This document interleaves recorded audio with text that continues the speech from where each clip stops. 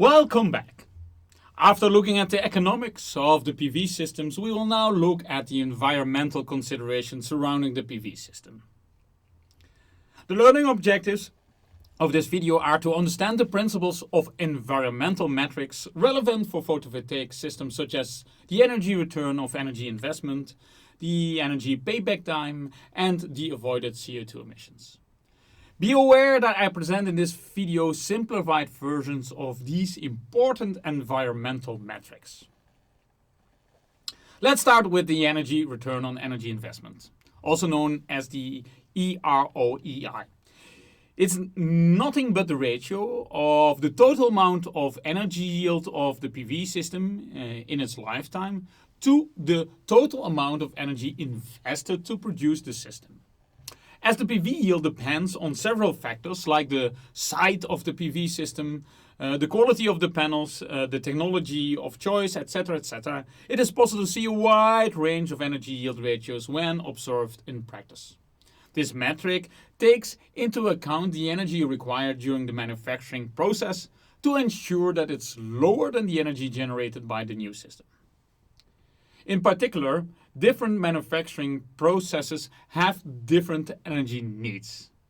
And these are then compared with the clean energy produced by the PV systems over their lifetimes. Now let's go to the energy payback time. Energy payback time is defined as the time it takes for the system to generate the amount of energy that is equal to the amount of energy invested to produce the system. The algebraic sum in the formula represents the total energy up to the energy payback time. E invest represents the total energy invested to produce the system. Note that this shouldn't be confused with the system's economic payback period we discussed earlier this week. Usually in the case of PV systems, the energy payback time is quite low. It is at least lower than 1.5 years. However, the exact value depends on the location where the system is installed and other factors. We can understand better the concept of energy payback period with this simple example. Let's say, for instance, that a PV system requires 9 megawatt hours to be manufactured. This is represented by a straight line in this graph. Suppose now that the PV system yields 5 megawatt hour every year. As the years progress, the total energy generated by the system overcome the energy invested during the manufacturing process. There comes a point in time when the energy generated by the PV system becomes higher than the invested value. The period of time elapsed until that point is called the energy payback period or the energy payback time. And in this case is equal to 1.8 years. As mentioned before, the energy payback time depends on the location where the system is installed. In this map from the Fraunhofer Institute from 2022, you can see some examples. For instance, you can observe that the energy payback time is equal to 0.44 years in India due to the high annual solar irradiance. If you would assume a lifetime of 25 years for a PV system in India, it would mean that the energy return of energy investment is 57 in India.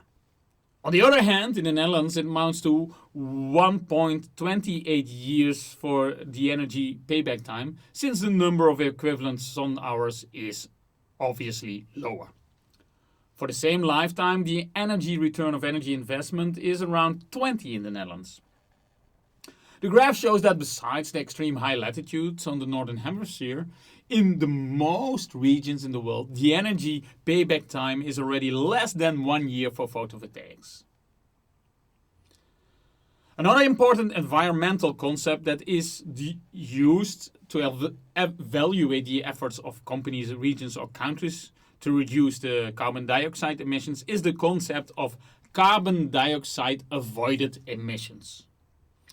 The carbon dioxide avoided estimates are based on the average CO2 emissions avoided when producing electricity from renewable resources like wind and solar, instead of the usual mix of fossil fuels, nuclear, and a much smaller amount of renewable energy.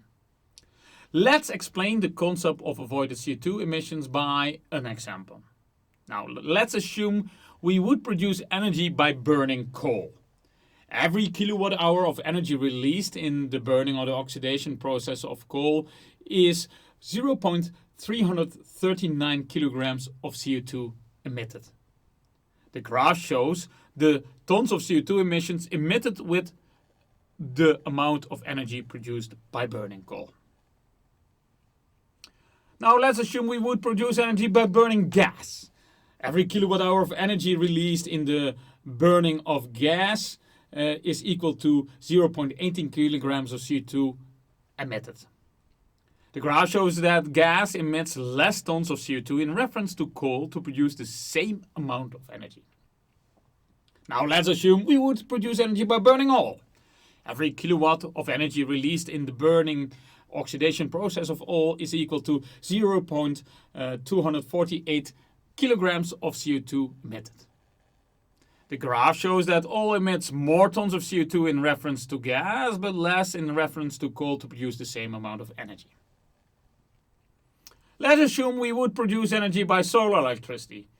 During the photovoltaic conversion process of solar light into electricity, no CO2 is emitted. The carbon dioxide avoided by using PV instead of burning coal is indicated by the black arrow. Often the avoided emissions are expressed for a time of period per year. So the unit of avoided CO2 emissions might be avoided equivalent tons of CO2 emissions per year. Here we have taken coal as a reference. Often the average CO2 emissions of the local energy mix of fossil fuels, nuclear, and a smaller share of renewable energies are taken. The larger the share of renewable energy in reference energy mix, the lower the avoided CO2 emissions will be. Another point of attention is that in this simple example, we did not consider the amount of CO2 that was emitted in the production of all components that make the PV system of the fossil fuel-based system. This should be taken into account for a more fair assessment, but for PV, it will have a marginal effect. Here you see a graph from the Mitigation of Climate Change report from 2022 of the IPCC. It shows the potential contribution to net CO2 emissions reductions for various technologies. This plot shows that wind energy and solar energy have currently the largest potential to reduce the CO2 emissions on the short term, in this case 2030. In addition, the blue color in the bar shows that the cost to accomplish this reduction is lower than the cost of the reference system. In summary, you were introduced to some environmental definitions that are relevant for PV systems, such as the energy return of energy investment, the energy payback period or energy payback time, and the avoided CO2 emissions. In the next video, we'll discuss some circularity aspects of the photovoltaic value chain, such as the material supply chain and the recycling challenges. So, see you in the next video.